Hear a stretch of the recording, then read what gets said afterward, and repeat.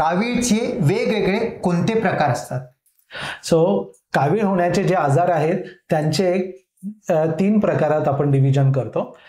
Pre हिपॅटिक म्हणजे लिव्हरच्या आधी जे काही प्रकार होतो, ज्याच्यामध्ये आपल्या लाल रक्तपेशी ज्या आहेत, रेड ब्लड सेल्स, यांना डॅमेज होऊन जे हिमोलायटिक ॲनिमिया वगैरे होतो त्याने कावीळ वाढते, याला आपण प्री हिपॅटिक म्हणतो.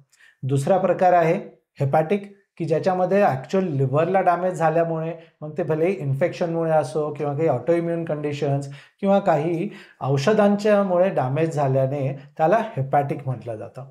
आणि पोस्ट हेपॅटिक, की जिथे बाकी पित्तनलिकेमध्ये काही आजार ब्लॉकेजेस होऊन जे ब्लॉकेज क्रिएट होतं त्याला ऑब्स्ट्रक्टिव्ह जॉन्डिस, हा पोस्ट हेपॅटिक फेज आहे. हा तिसरा प्रकार, की ज्याच्यामध्ये लिव्हरच्या पुढच्या गोष्टींमध्ये त्रास झाल्याने कावीळ होते.